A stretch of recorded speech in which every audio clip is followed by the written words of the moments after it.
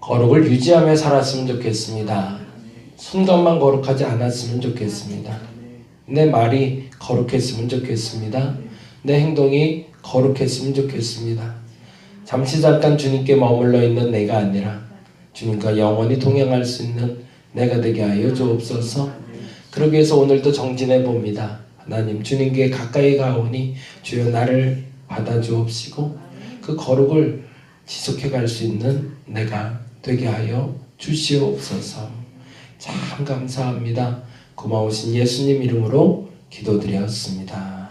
아멘. 아멘. 고린도 후서 말씀 같이 봅니다. 고린도 후서 4장 16절 먼저 보고요. 그리고 누가복음 15장 11절에서 24절 탕자의 비유 이야기 같이 좀 나누려고 합니다. 고린도 후서 4장 16절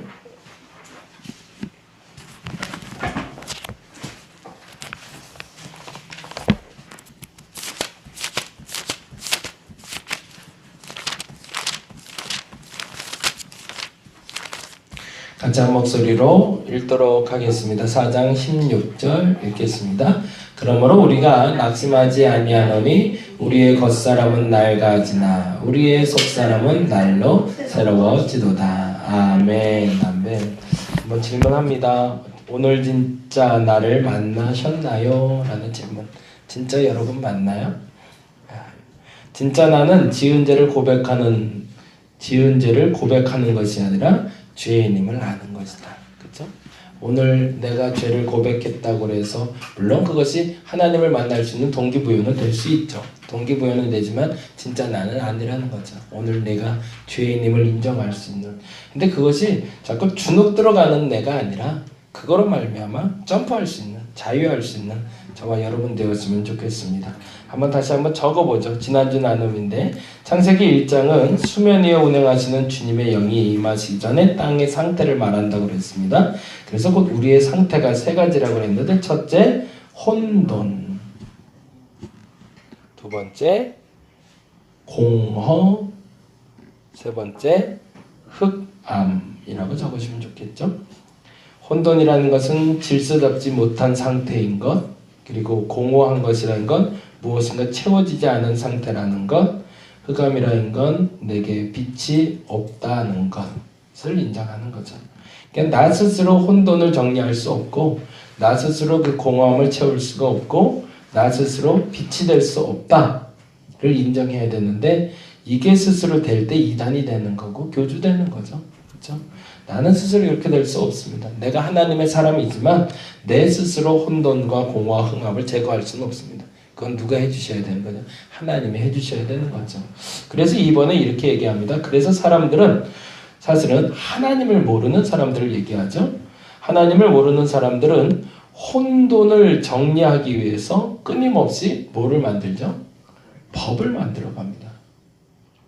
자꾸 정리하고 싶어 하거든요. 그건 사람이기 때문에. 근데 그거는 저는 개인적으로 그게 하나님이 우리에게 주신 하나님의 흔적이라고 봐요. 자꾸 정리하고 싶어지고 질서 잡고 싶어지는 것. 근데 질서 잡다 보면 누군가는 피해를 입어야 되고 끊임없이 선과 악을 분별하는데 그 선과 악이 항상 혼돈될 수밖에 없는 나를 발견할 수밖에 없는 거죠. 두 번째는 뭐를 만들죠? 공허함을 채우기 위해서 열심히 일도 하고 자기 개발에 최선을 다합니다. 그렇죠? 그래서 내 이 채워지지 않는 것을 그래서 뭘 자꾸 좀 자격증도 따려고 하고 저도 사실은 그런 게 좀 있어요. 이게 앉아 있으면 저는 이건 이런 말이 그런데 잠을 많이 자면 죄 짓는 것 같아요. 한 서너 시간 이상 자면 그날 하루에 죄 짓는 것 같은 느낌이 들어서 잘 못 자던 사람인데 요즘 피곤하니까 계속 자게 되더라고요. 시간이 아깝더라고요. 살아있는 시간이 얼마 안 되는데 그 유한한 시간 동안 그래서 자꾸 자격증 따는데 그래서 그런 자격증도 따고 뭐 자기의 개발도 하고 그래서 뭘 하고 싶은 거죠? 자꾸 자기를 채우고 싶은 거죠. 근데 채워지지 않더라는 거죠. 그거를 빨리 발견하면 내가 지금 뭘 해. 그래서 종교를 갖게 되는 거죠. 마지막 세 번째로 무엇보다 어두운 흑암이 두려워서 사실은 주변에 자신을 밝히는 빛을 만들어 자신을 빛내고자 합니다. 그래서 스스로 빛이 되는 사람들이 있죠. 그래서 우리가 스타라고 부르죠. 그래서 우리는 아이들이 아이돌이라고 그래서 그 아이들을 바라보면서 우상화하는 이유가 뭐죠? 그 아이들이 그들에게는 빛이죠. 그냥 유일한 소망인 거죠. 그래서 스타라고 부르는데 사실은 그 빛이 나를 영화롭게도 영광스럽게도 복되게도 하지 못하는 거죠. 근데 스스로가 빛이 되고자 하는 사람들이 있는 거죠. 그래서 스스로 성인이 되고자. 성인이라는 단어의 뜻을 혹시 아시나요? 천주교에서 말하는 성인의 뜻. 그게 참 재미난 뜻이더라고요. 자신의 공덕을 쌓는다는 표현을 쓰잖아요. 그렇죠? 우리가 하나님 앞에 공덕 쌓는다고 그러잖아요. 성인의 반열에 오른 사람은 그 공덕을 넘치게 가진 일이에요. 천주교에서 말할 때. 그래서 성인에게 기도하면 은덕을 입는다는 이유는 그들이 가진 그 성인의 그 공덕을 넘어서 나의 공덕 넘어서 가진 사람들이라. 그래서 성인 반열에 오른다는 건 그 공덕을 나눌 수 있는 사람들이고 자칫 조심스럽게 예수와 동일화 시킬 수도 있는 거죠. 그래서 성인이라는 그 반열은 그런 형태의 의미를 갖는다고 하네요. 천주교에서 그러니까 살짝 이 스스로 빛이 되는 사람을 만들어 버린 거죠. 근데 그들이 예수를 대신할 수는 없죠. 그래서 세 번째, 그럼에도 우리가 잘 알듯이 이 모든 것은 우리를 채우지 못하고 우리를 바르게 서지 못한다는 거죠. 그걸 인정하는 게 죄인입니다. 나는 혼돈스러운 존재야 원래 혼돈스럽고 원래 공허하고 원래 흑암 가운데 있는 존재야. 그걸 아는 게 죄인인 거죠. 이것이 하나님을 알지 못하는 이들이 자신을 채우는 방식이기 때문입니다. 그래서 그들에게 복음이 필요한 이유는 혼돈과 공허와 흑암을 정리하기 위해서죠. 이에 성경은 거짓 자아, 자신의 마음과 생각과 감정을 자신이라고 착각하는 것. 글씨가 틀렸네요. 착각하는 것. 그렇게 만들어진 내가 아니라는 거죠. 난 바르게 살았어. 뭐로? 내가 만든 법으로. 근데 진짜 바르게 산 걸까? 아닐 수도 있다는 거예요. 그렇죠? 난 정말 법 하나도 안 어겼는데 근데 나는 바른 사람이 아니에요. 어디서 문제가 발생했는지를 알아가는 거죠. 그게 거짓 자아. 새로운 자아가 있습니다. 하나님의 생명에 의해 주어진 새로운 자아. 그건 뭘까요? 스스로가 나는 공허한 자, 혼돈한 자, 흑암 가운데 있을 수밖에 없는 자라고 인정한 사람. 그 사람을 우리는 새로운 자아라고 부릅니다. 그래서 비교해서 겉사람 그리고 속사람이라고 표현을 했던 거죠. 사도 바울은. 새로운 자아가 된다는 것은 제한된 육 존재가 무한한 존재를 만나 새로운 세상을 경험하는 것을 말합니다. 그래서 이것을 분리할 때 사람들이 무섭게 분리를 한 게 육체와 영혼을 분리를 했었죠. 그래서 이 육체는 더러운 것, 추한 것, 그래서 학대하고 뭐 고행도 하고 그래서 영을 깨운다고 그러는데 사실은 그건 아닌 거죠. 이 육신 속에 들어있는 내가 진짜 나이긴 하지만 육신과 내가 하나인 것을 나는 인정해야 되는데 그 육신만 제거한다고 해서 내가 깨끗해지는 건 아닌데 그래서 반대급부로 아예 이 육신은 영과 영을 더럽히지 못하니 육신은 마음대로 살아야 된다는 사람들도 나오기 시작했던 거죠. 이 고민 때문에. 근데 궁극적으로는 성육신 대신 예수님을 믿는 우리는 우리의 육신과 우리의 영혼이 온전히 깨끗해질 수 없다라는 것. 우리의 영혼조차도 완전히, 그러니까 그건 웨슬리 목사님이 말하는 완전한 성화는 불가능하다라는 걸 인정하는 것, 그것이 새로운 자아라는 겁니다. 네. 나는 완전할 수 없다라고 인정하는 것. 그 다음 갈까요?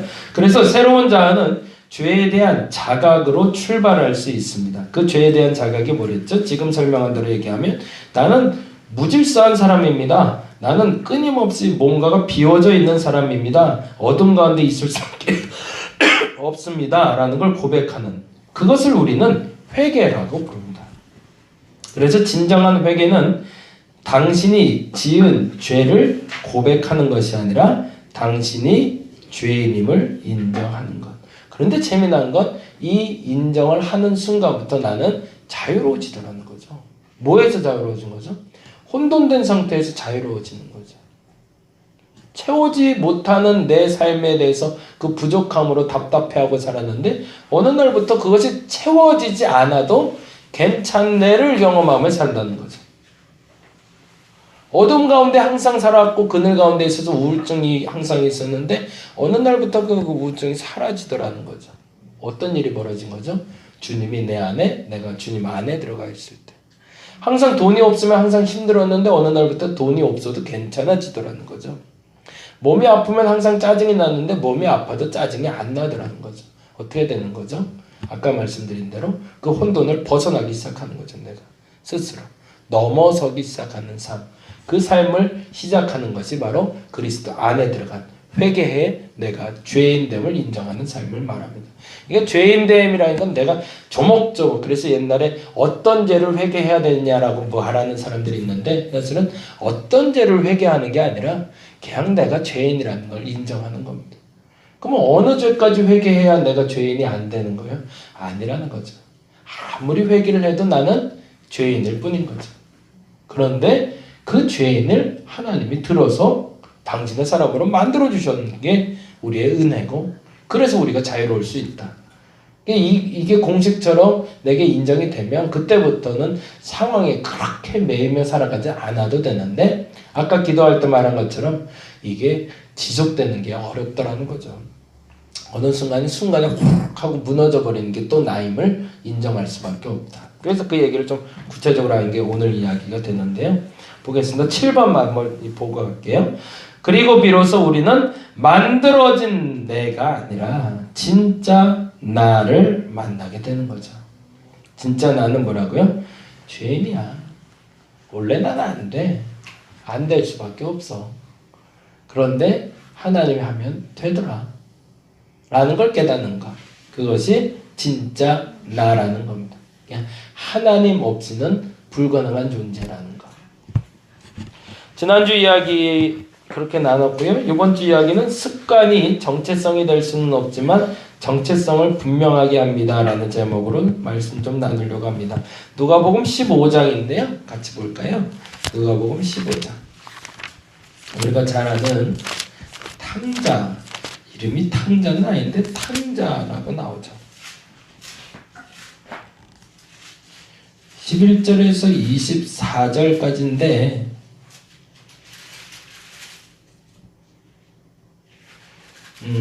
11절에서 24절까지 이야기는 여러분이 잘 아시니까요. 25절부터 29절까지 보죠. 30절까지. 25절에서 30절까지 25에서 30절 같이 읽어봅니다. 마다들은 밭에 있다가 돌아와 집에 가까이 왔을 때에 풍악과 춤추는 소리를 듣고 한 종을 불러 이 무슨 일인가 물은데 대답하되 당신의 동생이 돌아왔음에 당신의 아버지가 건강한 그를 다시 맞아들이게 됨으로 인하여 살찐 송아지를 잡았나이다 하니 그가 노하여 들어가고자 하지 아니하거늘 아버지가 나와서 권하는데 아버지께 대답하여 이르되 내가 여러 해 아버지를 섬겨 명을 어김이 없거늘 내게는 염소 새끼라도 주어 나와 내 벗으로 즐기게 하신 일이 없더니 아버지의 살림을 창녀들과 함께 삼켜버린 이 아들이 돌아오매 이를 위하여 살찐 송아지를 잡으셨나이다. 거기까지 읽겠습니다. 탕자의 비유에서의 사실은 이야기하고 싶었던 건 잃은 것을 찾은 자의 기쁨입니다. 잃은 것을 찾은 자의 기쁨이 포커스예요. 근데 이제 거기에 대해서 이제 다양한 해석을 하다 보니 이제 탕자에 비해 다른 해석이 붙게 되는데 첨가적으로 이야기하는 게 오늘 그 맏아들에 대한 이야기죠. 막내 아들이죠. 둘째 아들이죠. 둘째 아들이 집을 나갔다가 방탕하게 살고 그리고 다시 돌아오는 장면을 바라보는 맏아들이 마음이 상했죠. 그리고 나서 아들 낸 그 둘째 아들을 바라보면서 그에게 비난하는 것이 아니라 아버지를 비난하는 장면이 나와요. 그런데 그때 아버지의 표현이 이렇게 나오고 있는 거죠. 아까 말한 대로 27절과 30절인데요. 27절 대답하되 당신의 동생이 뭐라고 그러죠? 돌아왔음에 동그라미 쳤고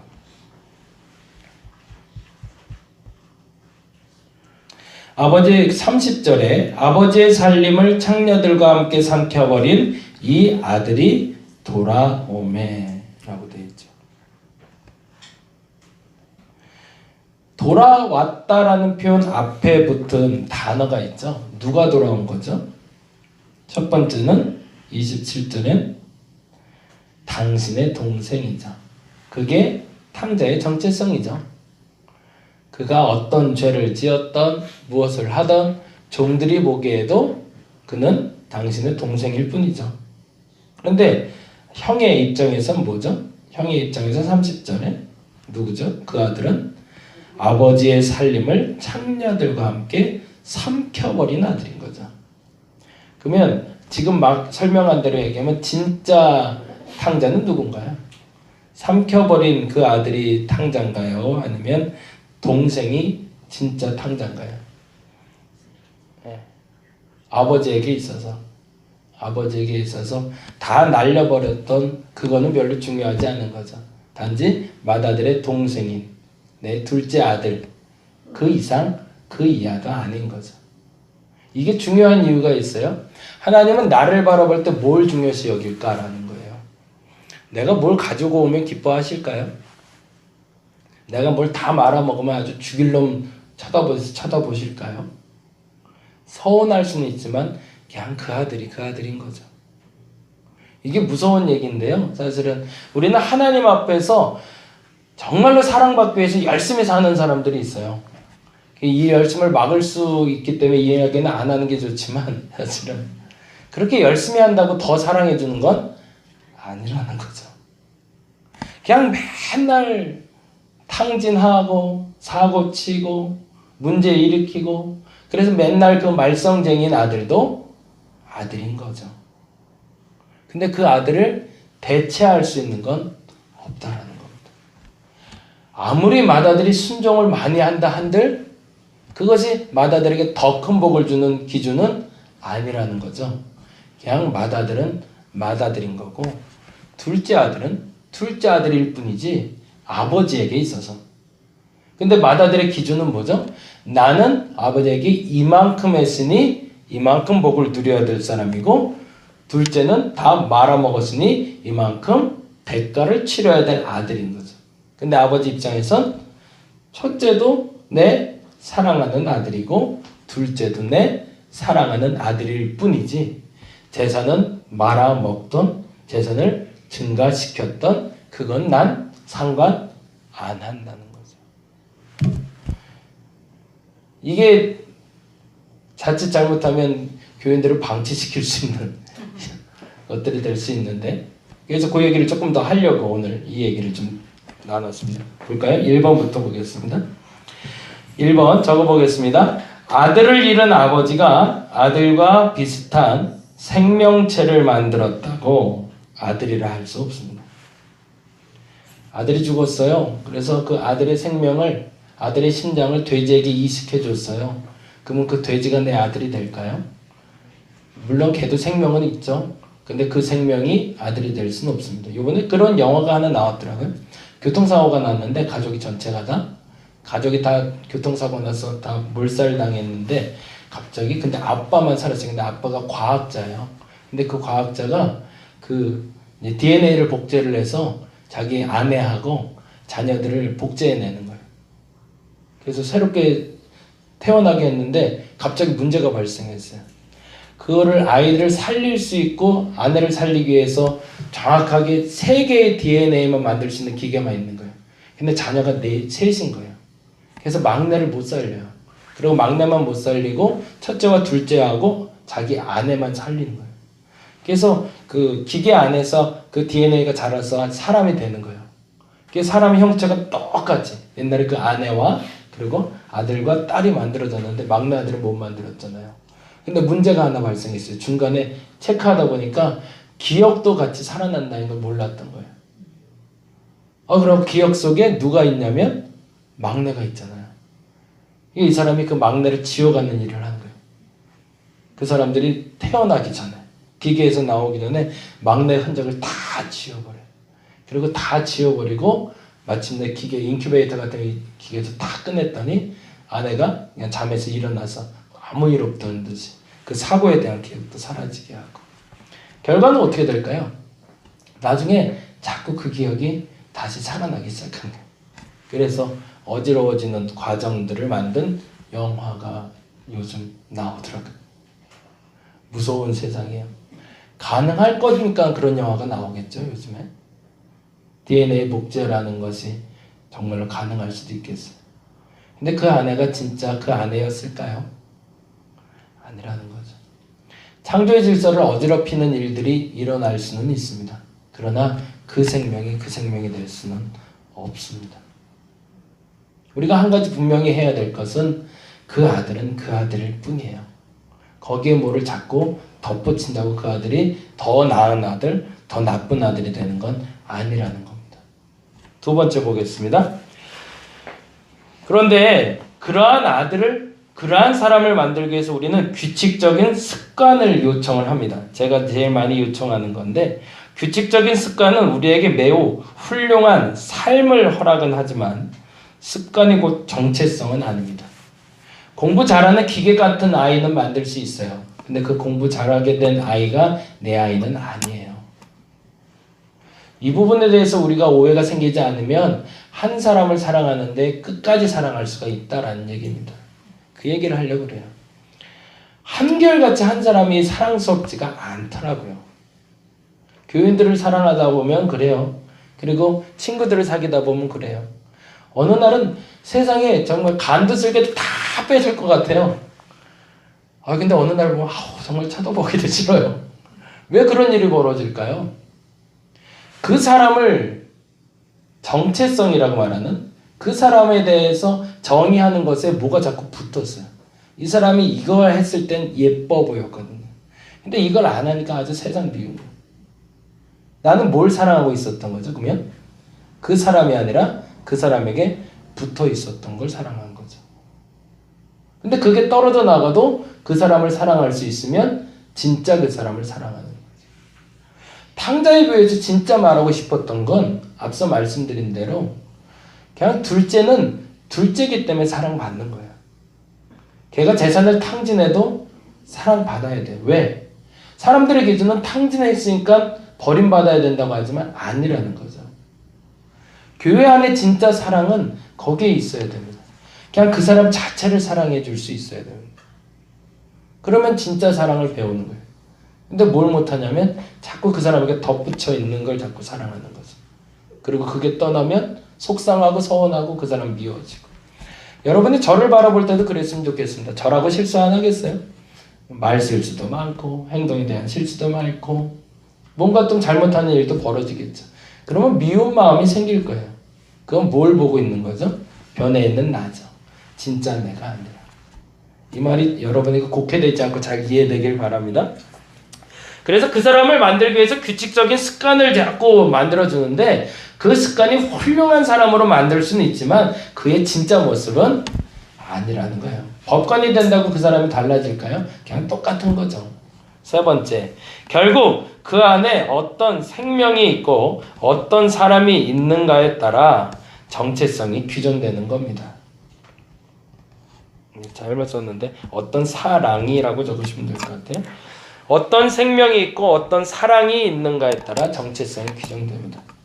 그러니까 내 안에 주님이 주신 그 생명이 있는 사람이란 나도 죄인 너도 죄인인데 그 죄인을 하나님이 구원하셔서 나도 사랑하고 너도 사랑한 사람이다라는 그 생명에 대해서 인정하고 그리고 그 사랑을 받을 수 있는 사람이 되면 그것이 진짜 정체성이라는 거예요. 그리스도인의 정체성은 거기에 있다는 거죠.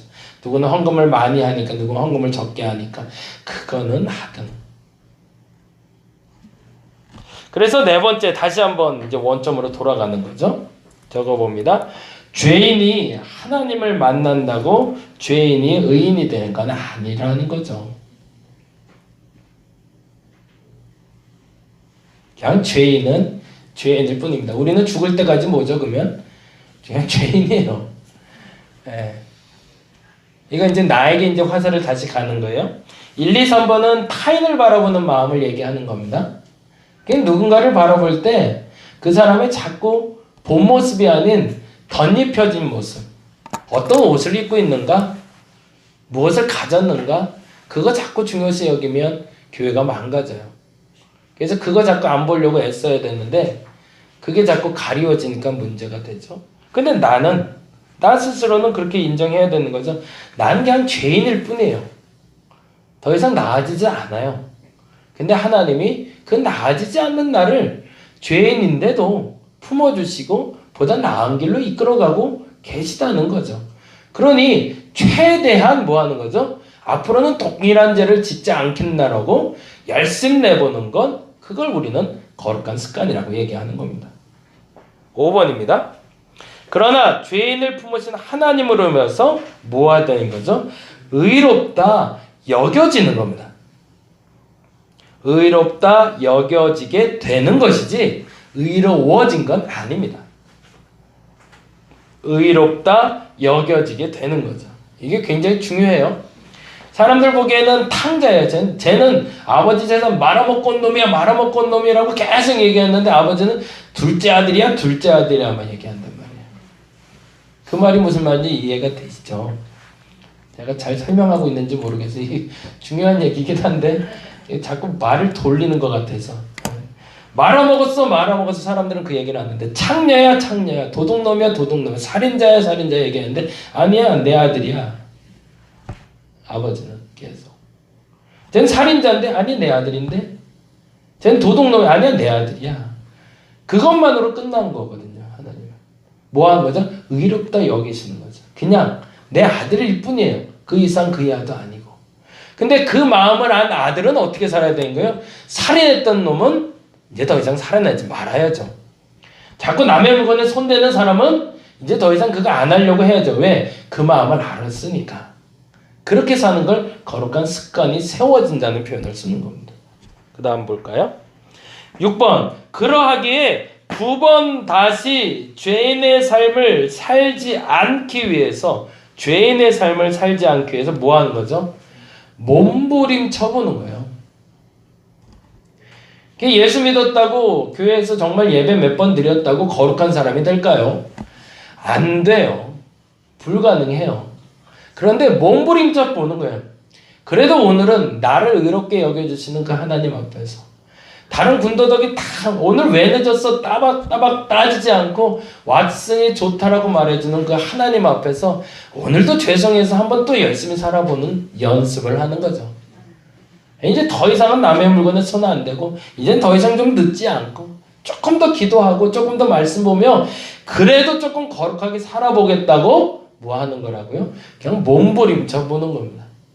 그렇다고 나는 죄인이 아닌 게 될까요? 아니요, 난 그래도 죄인이에요. 그런데 어이구 잘한다 해주시는 거죠. 그리고 그 죄인이 구원받아 하나님 나라 갔을 때 그저 감사뿐인 거죠. 마지막에 그래서 이 얘기를 여러분에게 요청하는 겁니다. 그것을 우리는 거룩한 습관이라고 부릅니다. 여러분의 그 습관이 좀 생겼으면 좋겠습니다. 이 거룩한 습관은 결국엔 말씀과 기도밖에 없어요.